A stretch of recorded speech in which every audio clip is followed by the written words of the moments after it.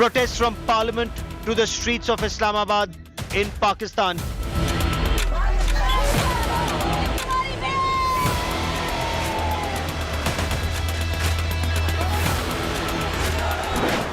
Opposition leader demands Imran Khan be hanged for treason. आज दुनिया के खित्ते में पाकिस्तान मौजूद है, दुनिया के नक्शे पर इन्होंने उनकी जो बेटी है इस शख्स को तो सरेआम फांसी देनी चाहिए थी. Imran Khan compares Pakistan Army actions to those of General Dyer at Jallianwala Bagh. गुलामों से ये होता है. जनरल डायर ने ये किया था. पुरमन एहतजाज हो रहा है, उनके ऊपर गोलियां चला दी. Senator Shehri Rahman hits out at the Chief Justice of Pakistan. कानून से अपने आप को बाला समझते हैं. उनके पैगामात जो आ रहे हैं वो ये हैं, मैं हूं तो पाकिस्तान है, मैं नहीं तो पाकिस्तान नहीं. Imran Khan compares Pakistan's situation today to 1971 before Pakistan was split into two. मुल्क गवा दिया, तबाह करवा दिए. 90,000 हमारे फौजी कैदी बन गए. Is Imran Khan threatening Pakistan with another breakup? That's our top focus on India First.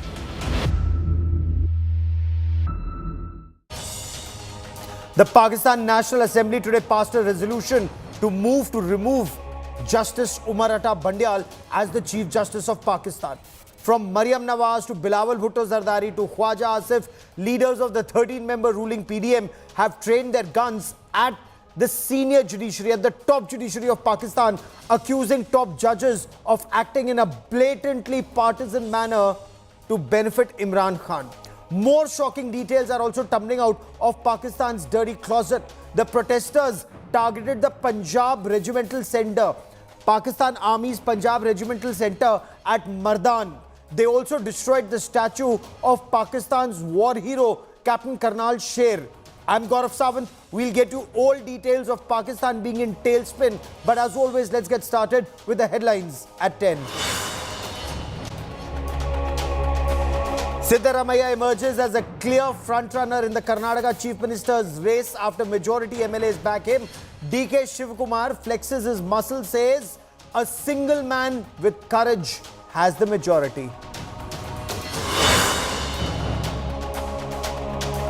Another Congress feud festers in Rajasthan. Sachin Pilot targets Ashok Gehlot again.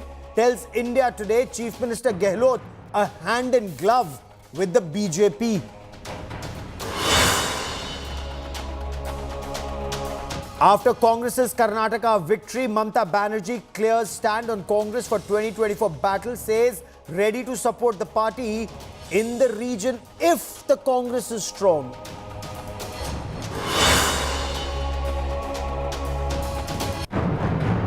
Turkey headed for a historic tiebreaker after neither Erdogan nor his rival are able to secure 50% of votes. Runoff elections likely to take place on the 28th of May.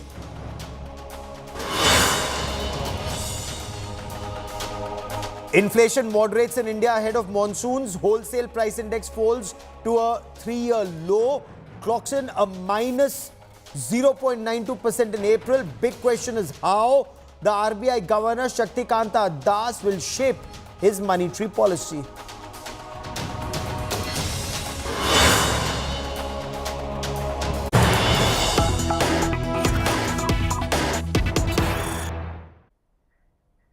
News coming in from Pakistan, where the Army Chief General Asim Munir has been briefed about the situation in Pakistan in a Corps Commanders Conference on security. Now, this briefing took place at the General Headquarters in Rawalpindi. The Corps Commanders briefed the Army Chief about the latest situation in their respective areas of responsibility, both internal threat and external situations, especially after Imran Khan supporters went on a rampage across the country on the 9th of May.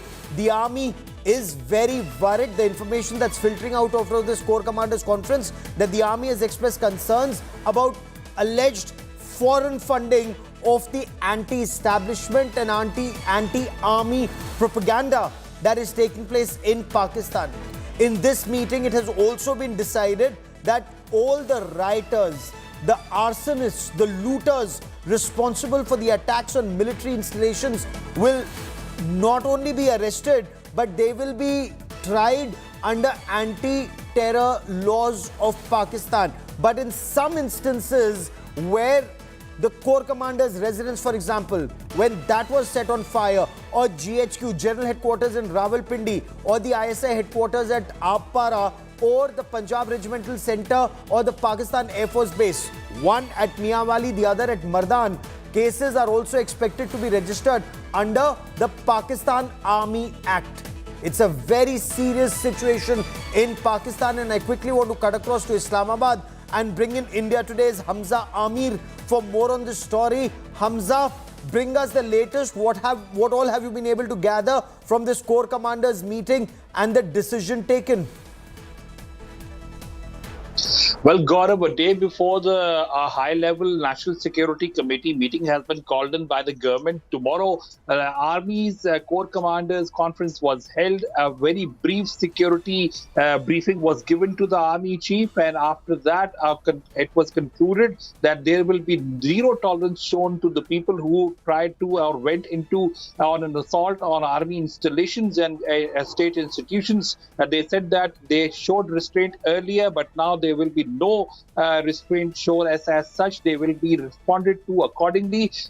Cases will be lodged against the culprits who were part of the assault. They will be lodged under the Pakistani law, under the anti-terrorism law, and also in some cases there will be an Army Act law also implemented. And to add on to that, the Corps Commanders Conference has also said that some cases will also be added into the Official Secret Act. That means that it is not only terrorism, it is also being related to spying and espionage as well.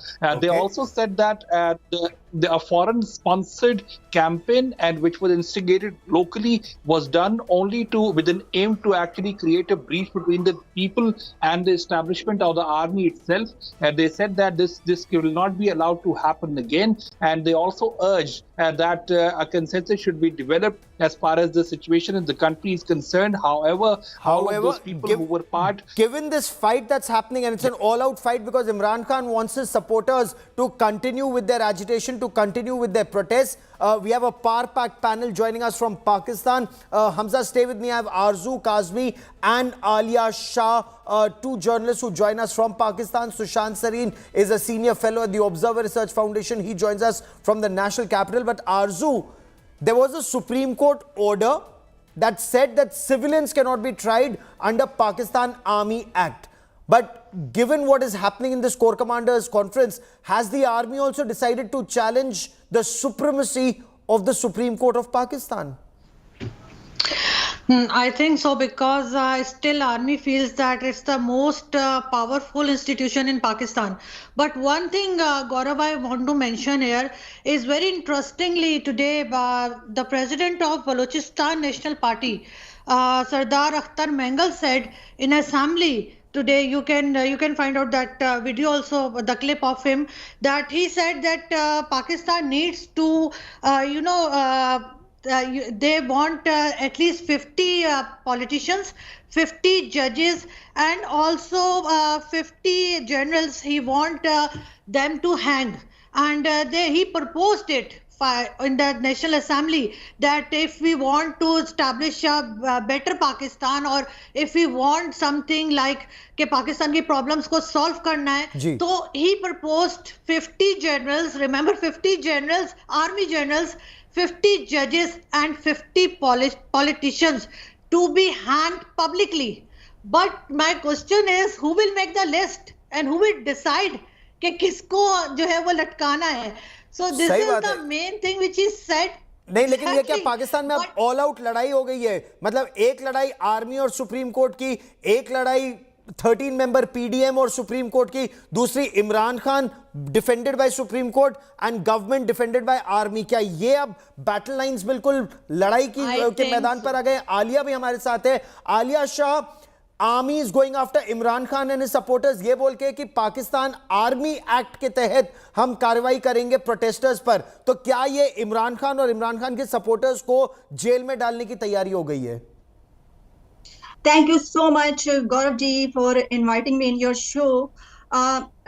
They said that they will try them, Imran Khan, on sedition charges, and common people of Pakistan who were stealing korma, and they stole noodles from Corps Commander house. They stole ketchup and pigeon and peacock, and they are talking about sedition charges. I think this is unbelievable.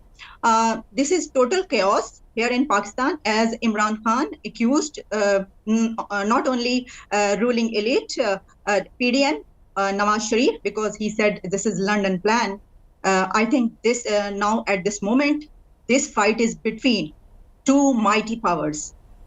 Imran Khan is the most powerful man in this country at this moment. And the other mighty power is establishment. Imran Khan's supporters, they believe that this fight is between Imran Khan and establishment. So I Imran think, Khan on one side and General Asim Munir on the other side. Fight between two powerful Pakistani entities. Sushant Sareen, merit in Imran Khan saying all of this, as Alia was also pointing out, all of this is part of the London plan.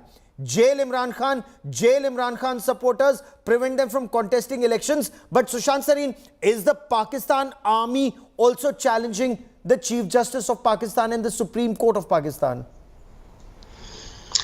Gaurav, I think it's still a very, very fuzzy situation, because one, whatever statement has come out of the army, on the face of it, it looks that the army is closing ranks behind the army chief. But are they?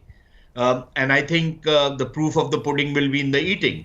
Now, whatever decisions were announced today of instituting cases against the arsonists and the rioters and the people who instigated them, which probably includes some political leaders, let's see how that plays out.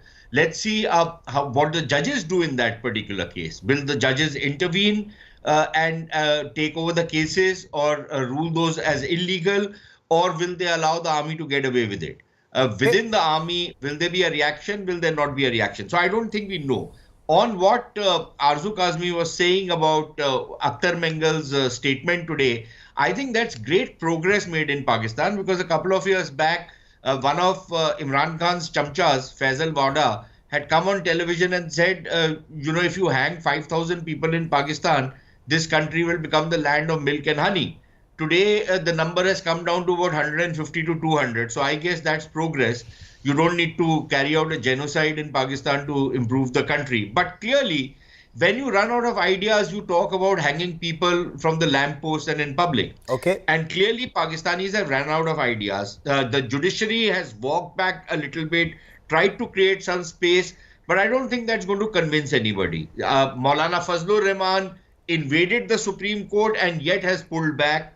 So so is everyone pulling back? But are they pulling back? Are they pulling back because of pressure from the Pakistan army? And is the army united, or is the army divided? Many questions, but there's more breaking news coming in. Hamza Amir getting this big story once again from Pakistan's Punjab province is what we have been told. There are reports that the Punjab police may prepare to arrest Imran Khan in Lahore. There are 10 FIRs and 10 arrest warrants against Imran Khan. The reports have emerged even as Supreme Court of Pakistan, or the Chief Justice of Pakistan, who said good to see you to Imran Khan, has given him protective bail, as have other judges, as have brother judges, protective bail in all cases till the 17th of May. So I once again want to bring in Hamza Amir. Hamza, can Imran Khan be arrested before the 17th of May when he has a blanket bail on every case? Gaurav, Imran Khan had a bail till Monday as far as his cases against the 10 cases against him in Punjab are concerned. Because if you remember, when he was in the Islamabad High Court, the Punjab Director of Operations was basically outside, operations investigation officer. He was with his team outside and he came with warrants to arrest Imran Khan in cases registered in Lahore. That was when Imran Khan got the court to actually give him bail till Monday in that regard as well. Even today, when Imran Khan went to the Lahore High Court, they also pleaded to the court that there will be cases, that there are cases since 9th of May that have been registered. They asked a copy of that, and at the same time, they were in the case. So basically, that case is going to be heard tomorrow again in the Lahore High Court. However, with the army statement coming out and an anti-terror act, terrorism charges being talked about, and also the army act coming in place, it is likely that the Punjab police now may have a free hand to actually take on Imran Khan and take him into custody. Not to forget, in Punjab, Rangers have already been called in to ensure security, and a major crackdown against PTI workers is underway as well.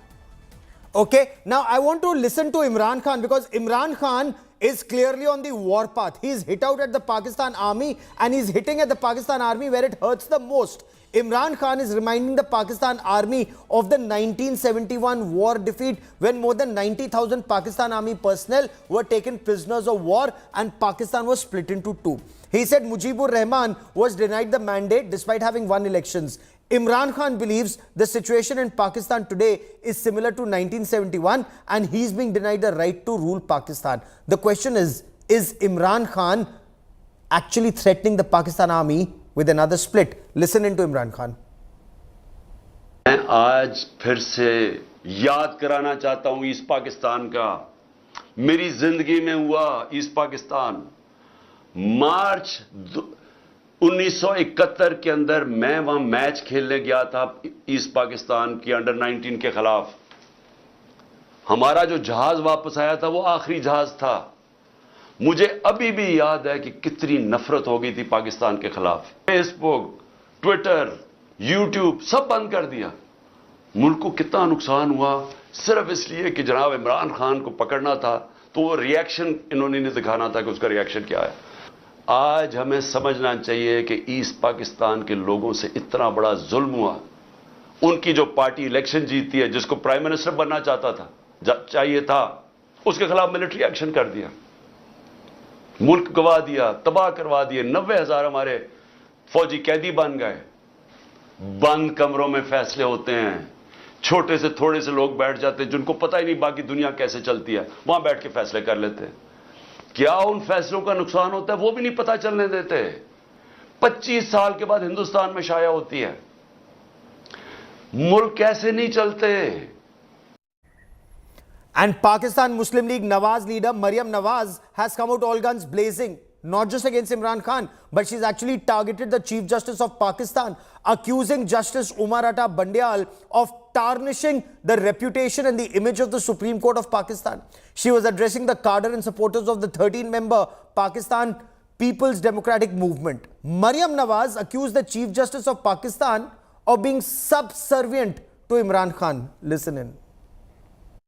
आपने इमरान की इतनी ज्यादा और ढिठाई से सहूलतकारी की उमरता बंदियाल साहब कि आपके फेलो जजेस को लिखना पड़ा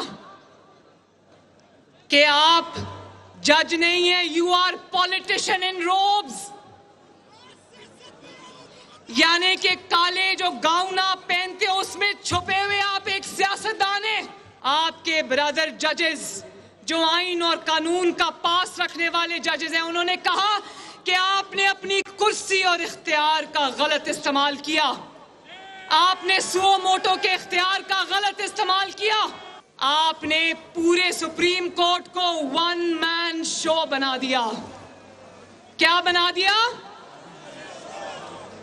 और आपने इतनी ईमानदारी की, इतनी सहूलतकारी की, आइन और कानून का इस ढिठाई से कत्ल किया कि लोगों के सर शर्म से झुक गए।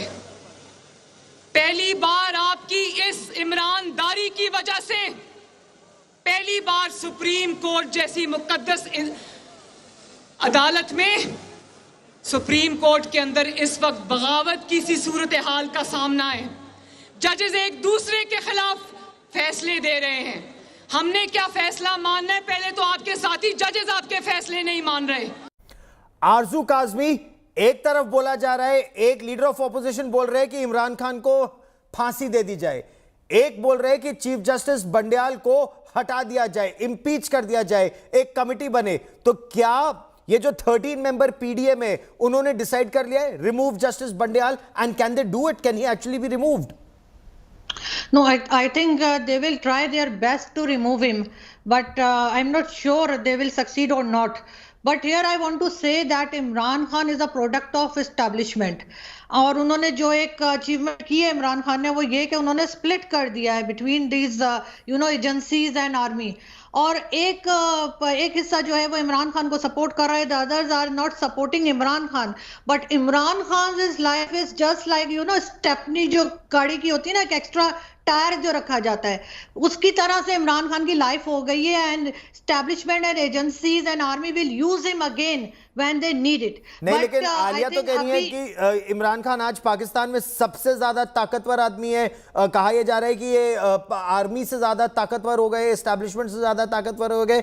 लेकिन आलिया, ये जो 1971 वॉर के बारे में रिमाइंड कर रहे हैं इमरान खान बार बार आर्मी को, ये क्यों कर रहे हैं? ये उनकी मंशा क्या है? ये तो एक तरह से चाबी लगा रहे हैं पाकिस्तान आर्मी को। If you see our history, what do you want? You want to kill Imran Khan like Zulfikar Ali Bhutto. It was a judicial murder of Zulfikar Ali Bhutto. Okay. The chief justice of this time, he also know all history. So you want to charge Imran Khan with sedition cases, to ban Imran Khan party, or to kill him, or to send him jail for 10 years? You want this? How many prime ministers were killed? Okay. Benazir Bhutto was killed on road. Establishment murders many prime ministers.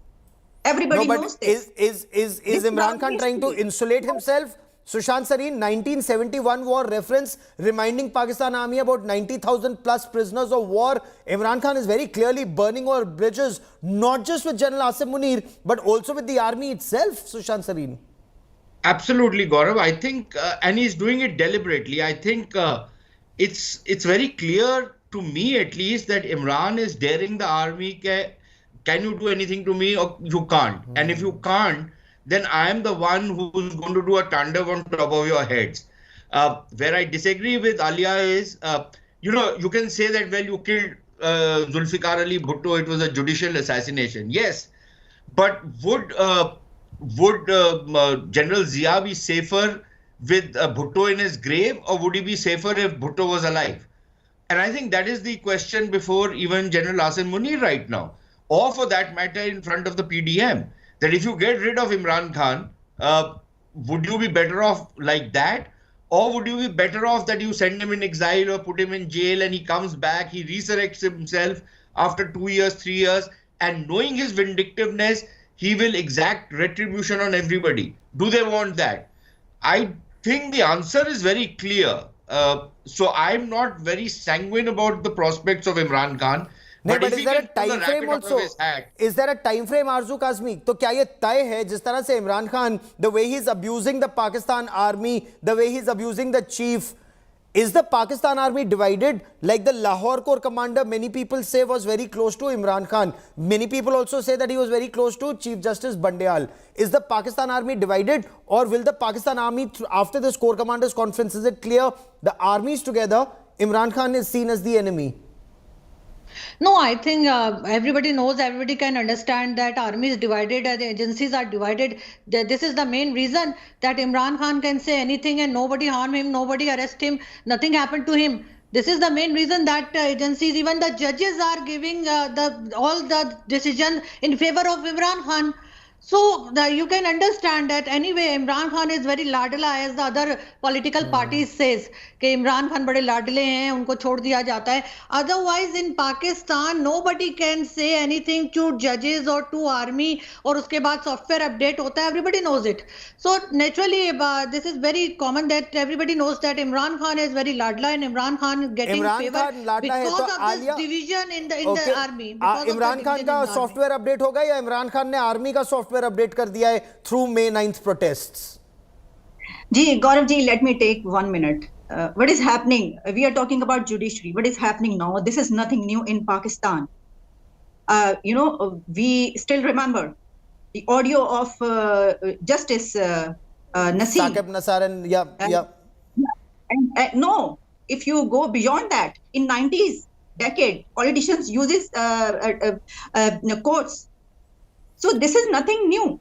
But my question is that you want to kill one more prime minister, you want to send jail one more prime minister, and Zulfikar Ali Bhutto, Benazir Bhutto, 11 years coup, many times, several times. And then when we talk about murder of Liaquat Ali Khan and even Fatima Jinnah and Qaid-e-Azam ki gaadi kharab ho gayi thi. Very interesting. You should point that out. Okay. Is that also Imran Khan's thinking that enough is enough? Somebody has to challenge the army, and he says he will do it because he's bigger than the Pakistan army. Many of them are calling him Alam-e-Islam. Many are saying he's second only to the Prophet in Pakistan. Peace be upon him. Is that actually the case? We'll be tracking that story very, very closely. Sushant Sareen, Arzu Kazmi and Alia Shah for joining me here on this India First special. Many thanks. Coming up next is Abha Bakaya with Business Today.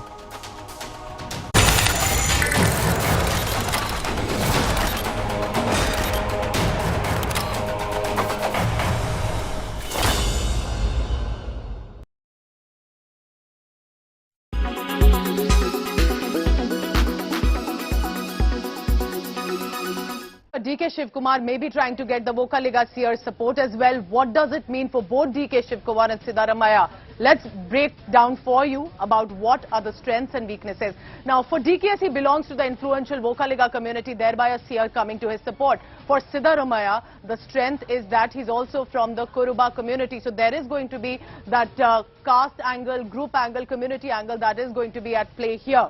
But beyond that, remember, it is about permutations and combinations on the ground.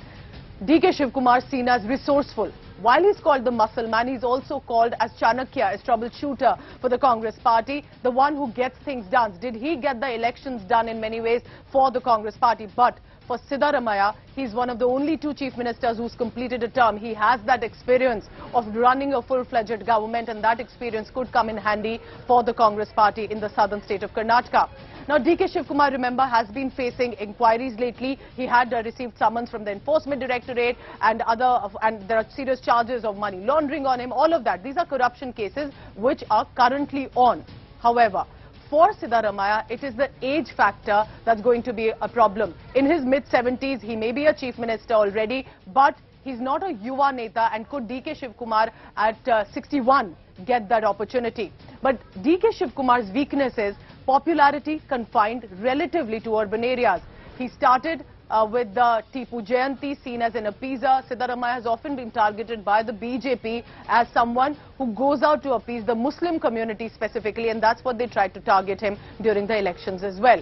So these are some of the strengths and weaknesses of DK Shivkumar and Siddaramaiah. The Congress High Command, Mallikarjun Kharge and the Gandhis will have to look very closely on what will work for them, for Karnataka and ahead of 2024 elections.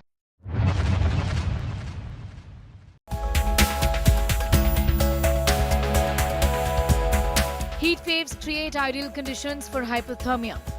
Let's tell you what exactly is a heat wave. They're caused by wind flow patterns that trap hot air in the place. Instead of cycling around the world, wind stays at in areas like air inside an oven. It occurs when temperatures in an area soar above the normal temperature for at least 3 days in a row.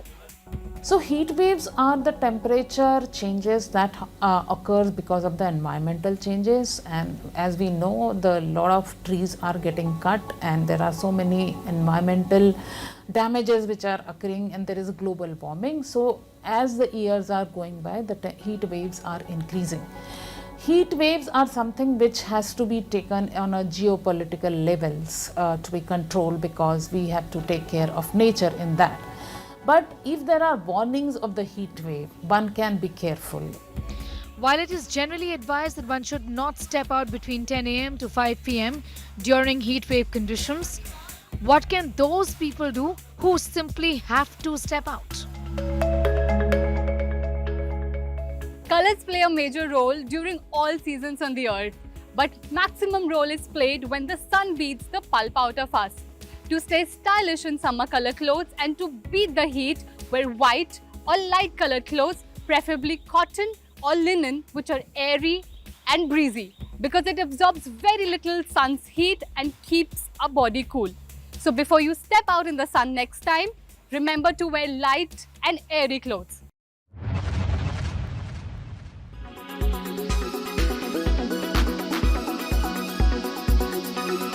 Why does this happen? Let me tell you the science behind it.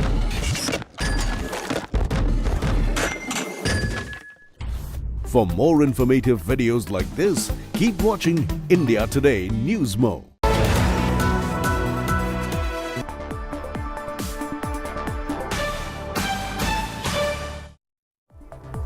Hello and welcome. You're with us here on Business Today. I'm Abha Bakaya. Here are the day's top stories.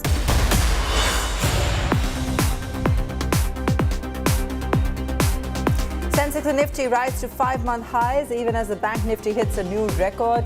Gains in shares of real estate, financial services and FMCG companies. Sensex up 318 points, Nifty up 84.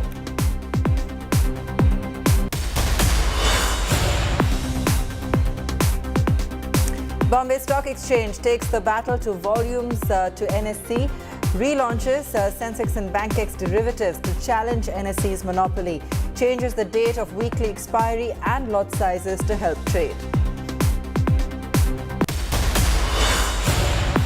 Inflation moderates in India ahead of the monsoon. Wholesale price index falls to a near 3-year low. Clocks in at minus 0.92% in April. The big question is, how will RBI Governor Shaktikanta Das shape his monetary policy?